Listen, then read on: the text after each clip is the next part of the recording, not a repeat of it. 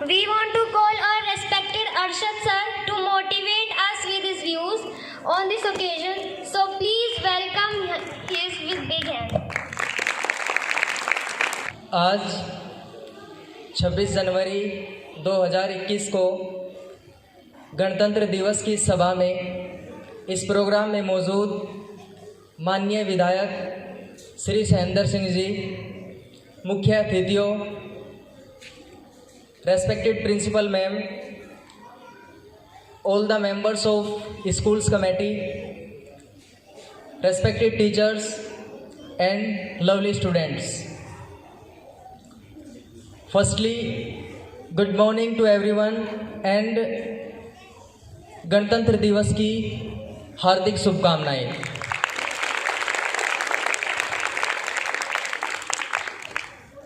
बच्चों, आज हम सभी गणतंत्र दिवस मना रहे हैं। हमें ये जानना भी ज़रूरी है कि हम गणतंत्र दिवस क्यों मनाते हैं, आखिर कब से मनाना हमने शुरू किया था और इसके पीछे रीज़न क्या है। देखो, हम टीचर हैं, आपको प्लस माइनस की लैंग्वेज में ही बता देते हैं। गणतंत्र इज इक्वल टू होता है गण प्लस तंत्र, ये एक इक्वेशन है और हम क्लास में इक्वेशन ही सोल्व करते रहते हैं। तो गणतंत्र किसके इक्वल होता है? गण प्लस तंत्र के। और गण का मतलब होता है आम नागरिक, आम लोग, एक आम इंसान। और तंत्र का मतलब होता है शासन, वहाँ के रूल रेगुलेशन। हम सभी जानते हैं कि 15 अगस्त सन 1947 को हमारा देश आज़ाद हुआ था। काफ़ी संघर्षों के बाद, काफ़ी बलिदानी देने के बाद, और देश हमारा आज़ाद तो हो गया था, लेकिन कायदे कानून अंग्रेज़ लोगों के थे। हम आज़ाद हो चुके थे, लेकिन जो अंग्रेज़ों ने नियम बनाए थे, हमें उन्हीं के अनुसार चलना पड़ता था। एक कठिन संघर्ष के बाद 2 वर्ष 11 माह 18 दिनों के बाद हमारा संविधान बनकर तैयार हुआ, जिसमें हर एक इंसान के लिए अधिकारों को निर्धारित किया गया है। एक आम नागरिक को क्या अधिकार दिए जाते हैं, हमारे संविधान में उनका अच्छी तरीके से बखान किया गया है। कई बार हम देखते हैं हमारे समाज में, हमारे देश में कई तरह की परेशानियां होती है, कई तरह की प्रॉब्लम्स होती है, और हम ये कह सकते हैं कि प्रॉब्लम भी नहीं है तो काफ़ी चुनौतियां हैं जिनसे निपटना भी हम ही को पड़ेगा। हम कैसे निपट सकते हैं? आज हम स्पेशली 2 दिवसों के बारे में जिक्र कर रहे हैं। हमारे 2 राष्ट्रीय पर्व हैं, एक 15 अगस्त और एक 26 जनवरी। 15 अगस्त हम सभी जानते हैं कि हम स्वतंत्रता दिवस के रूप में मनाते हैं, और आज 26 जनवरी का पर्व हम गणतंत्र दिवस के रूप में मना रहे हैं। हमें 2 राष्ट्रीय पर्व बहुत धूमधाम से मनाने चाहिए।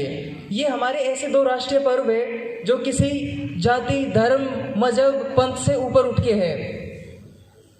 जब हम राष्ट्रीय भावना से देखते हैं तो हमें सिर्फ राष्ट्र की नज़रों से देखना चाहिए, किसी जाति, धर्म, पंथ, भेदभाव से ऊपर उठ के देखना चाहिए, क्योंकि कर्म हमें मजबूत बनाता है, कर्म हमें मजबूत बनाता है और धर्म हमें मजबूर बनाता है।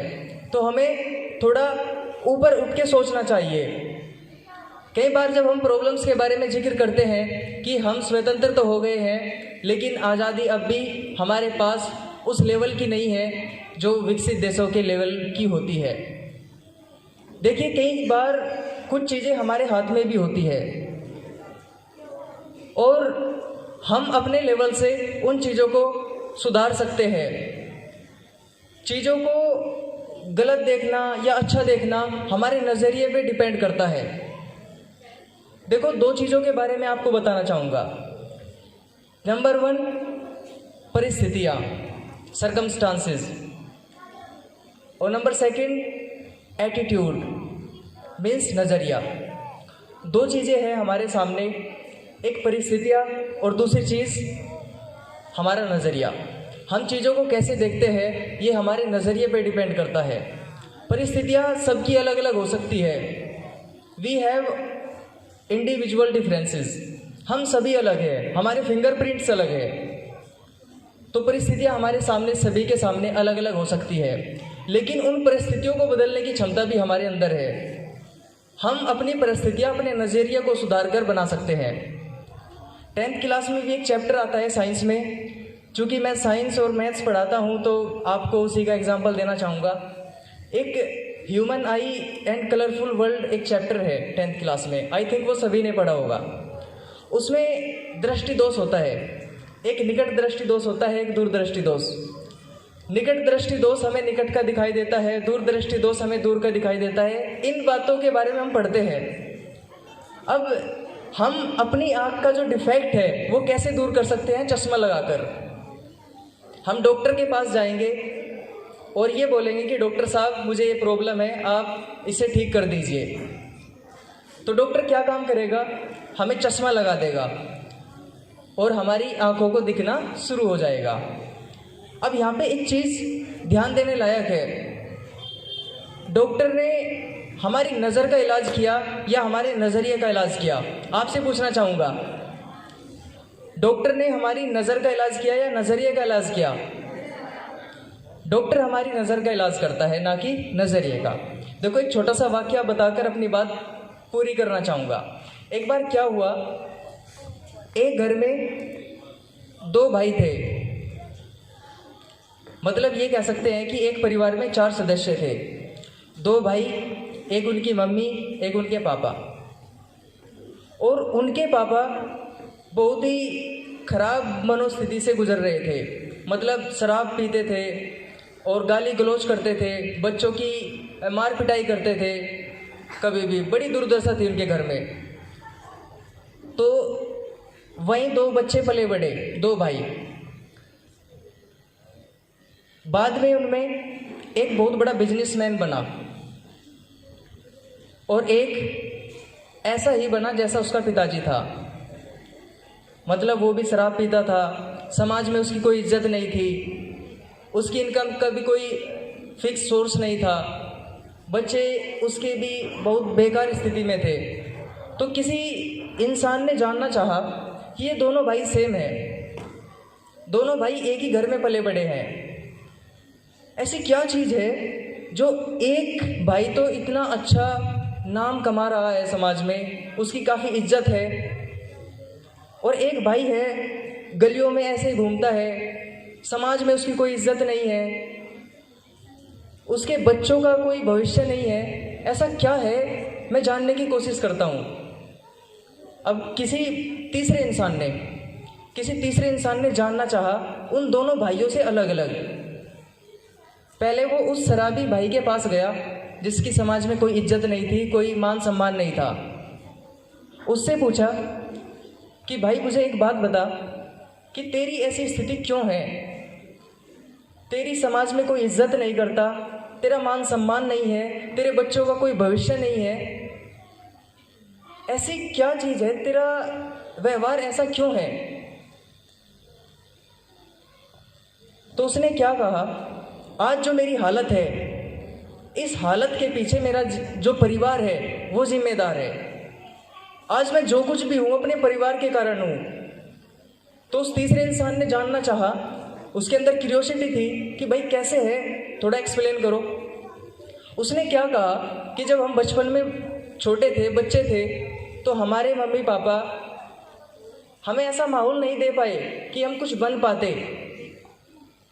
जो मेरे पिताजी थे शराब पीते थे, गाली गलौज करते थे, मम्मी की, हम दोनों भाइयों की पिटाई करते थे। अब जब घर में ऐसा माहौल होगा तो मैं कैसे बनता? मैं भी तो ऐसे ही बनूंगा ना जैसे मेरे पिताजी थे। आज मैं जो कुछ भी हूँ, जैसी मेरी हालत है, मेरी हालत का जिम्मेदार मेरा परिवार है। मैं इस कारण बना, मेरे सामने परिस्थितियाँ ही ऐसी थी, मैं और कैसा बनता? इतना जवाब सुनकर वो तीसरा आदमी वहाँ से चल पड़ा और चलता चलता वो ये सोच रहा था कि अब मैं उस बिजनेसमैन भाई के पास जाता हूँ, उसके पास जाकर पूछता हूँ कि उसके अंदर ऐसा क्या खास है, वो इतना सफल बिजनेसमैन कैसे बन पाया, उसका मान सम्मान कैसे है। अब उस बिजनेसमैन भाई के पास पहुंचा, उससे जानना चाहा कि भाई मुझको एक बात बताओ, आप इतने सक्सेसफुल इंसान हो, लोग आपकी इज्जत करते हैं, मान सम्मान है आपका, आपके बच्चे बहुत अच्छे लेवल पे है, अच्छे स्कूल में पढ़ते हैं, आप उनकी शिक्षा दीक्षा अच्छी कर रहे हैं, मैं जानना चाहता हूँ इसके पीछे कारण क्या है। तो सक्सेसफुल बिजनेसमैन ने क्या कहा कि मैं आज जितना भी सक्सेसफुल हूँ वो अपने परिवार की ही बदौलत हूँ। आप कंपैरिजन करके देखे दोनों भाइयों ने कैसा जवाब दिया। जो कुछ भी नहीं था, नालायक था, निठल्ला था, उसने भी यही जवाब दिया कि मैं अपने परिवार के कारण ऐसा हूँ। और सक्सेसफुल जो पर्सन था उसने भी यही जवाब दिया कि मैं अपने परिवार के कारण ऐसा हूँ। अब तीसरे आदमी ने फिर जानने का प्रयास किया कि अपने परिवार के कारण मतलब आप कैसे सक्सेसफुल हुए, मुझे बताइए ज़रा। तो उसने ये कहा कि जब हम बचपन में थे, हमारे पिताजी शराब पीकर आते थे और कोई समाज में कोई मान सम्मान नहीं था, लोग घृणा की नज़रों से हमको देखते थे। हमारी पढ़ाई लिखाई भी कोई ढंग के तरीके से नहीं हुई। मैंने उसी वक्त सोच लिया था कि मेरे पिताजी का कोई सम्मान नहीं है, समाज में कोई इज्जत नहीं करता, उल्टा पिताजी हमको मारते पीटते डांटते हैं, मम्मी को भी पिटाई करते हैं। मैंने उसी वक्त सोच लिया था कि ऐसा काम करूँगा कि समाज में मेरी इज्जत हो, ऐसा काम करूँगा।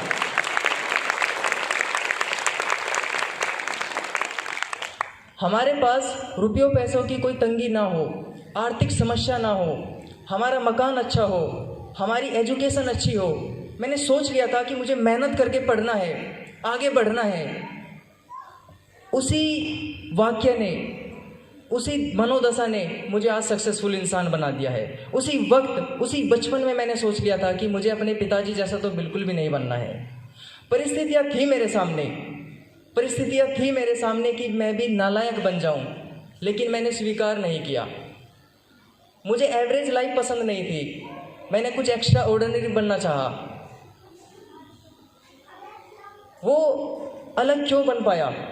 वो अलग इसीलिए बन पाया क्योंकि उसने अपना नज़रिया ठीक कर लिया था। अगर हम नज़रिया बदल लेते हैं तो नज़ारे बदल जाते हैं। ये 100% ट्रू है बात। उस बच्चे ने, छोटे बच्चे ने बचपन में क्या सोच सकता है एक बच्चा, लेकिन उसको ठेस लगी वहीं से ही। एक बहुत अच्छा कोटेशन है, जिसको लगती है कसर वही दिखाता है असर।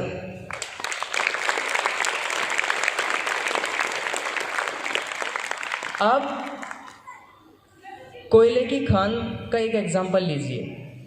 कोयले की खान में कोयला ही कोयला होता है, चारों तरफ काला ही रंग होता है। वहाँ पे परिस्थितियाँ क्या होती है? कोयला बनने वाली परिस्थितियाँ होती है कि यहाँ पे कोयला ही कोयला है चारों तरफ, तो कोयले ही निकलेंगे। लेकिन हम ये भी जानते हैं कि कोयले की खान में ही हीरा निकलता है। जो ये सोच लेता है कि नहीं, पूरी ज़िंदगी कोयला बन के नहीं रहना, हीरा बनना है मेरे को, मुझे हीरा बनना है, वो हीरा बन भी जाता है। परिस्थितियाँ कैसी है? कोयला बनने वाली। ये हमारे नज़रिए पे डिपेंड करता है, हम जिंदगी भर कोयला बन के रहना चाहते हैं या हीरा बन के चमचमाती हुई ज़िंदगी जीना चाहते हैं। आज हमारे पास मौका है। हम, आपको हमेशा कहता हूँ कि हम अपनी देशभक्ति बॉर्डर पर जाकर दिखाए तभी हम देशभक्त कहलाएंगे, ऐसा ज़रूरी नहीं है। अभी एक स्टूडेंट ने बोला, शायद हंसिका ने बोला, कि जो इंसान अपना काम ढंग से नहीं करता उससे बड़ा देशद्रोह कोई नहीं हो सकता। हमें जो हमारे काम दिए गए हैं, हमें उन्हें ईमानदारी से करना चाहिए। अगर हमें अपना काम ईमानदारी से करना आता है तो मेरा यकीन मानिए, हमसे बड़ा कोई देशभक्त हो ही नहीं सकता दुनिया में।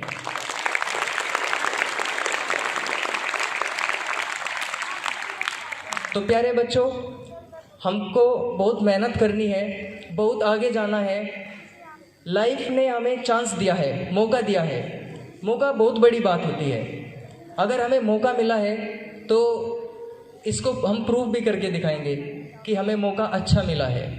ऐसा नहीं, देखो मौका बहुत लोगों को नहीं मिल पाता। आज आप यहाँ स्कूल के प्रांगण में बैठे हो, बहुत सारे बच्चे हैं दुनिया में जो 5वीं क्लास तक भी नहीं पढ़ पाते। अपने आप को मान के चलिए कि आप बहुत खुशनसीब है, आपको आगे बढ़ने का मौका मिला है। खुशनसीब मानिए आपको, अपने आप को, और इस मौके का आप फ़ायदा उठाइए। आज एक एक दिन, एक एक टाइम आपके लिए बहुत कीमती है। इस चीज़ को समझोगे आप बहुत आगे जाओगे। और जो आज हमारे गेस्ट है, बाहर से आए हुए अतिथि है, मैं उनको अपने स्कूल के बच्चों की थोड़ी तारीफ भी करना चाहूँगा कि हमारे स्कूल के बच्चे काफ़ी अच्छे हैं। आप देखिए कितने शांत तरीके से बच्चे बात सुन रहे हैं, अक्सर ऐसा बहुत कम देखने को मिलता है। और 2 लाइनें कहना चाहूँगा बच्चों के बारे में। अगर जानना चाहते हो आप हमारे बच्चों के हौसलों की उड़ान को, अगर जानना चाहते हो आप हमारे बच्चों के हौसले की उड़ान को, तो जाओ और ऊंचा करो इस आसमान को।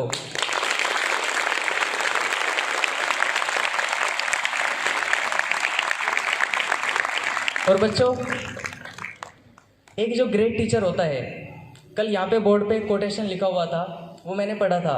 जो एक ग्रेट टीचर होता है वह अपने बच्चों से, अपने स्टूडेंट से हाई एक्सपेक्टेशन रखता है, बहुत उम्मीदें रखता है। अब मैंने आपकी तारीफ कितने लोगों में की है, तो मैं आपको भी एक बात बता देता हूँ कि हमेशा बहुत मेहनत करो, हमेशा बहुत मेहनत करो, हार्ड वर्क करो। 4 लाइनें आपके लिए भी बोल देता हूँ।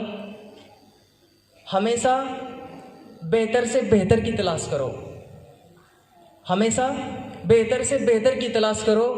मिल जाए दरिया तो समंदर की तलाश करो, मिल जाए दरिया तो समंदर की तलाश करो। हमेशा बेहतर से बेहतर की तलाश करो, मिल जाए दरिया तो समंदर की तलाश करो। हर शीशा टूट जाता है पत्थर की चोट से, पत्थर ही टूट जाए ऐसा शीशा तलाश करो।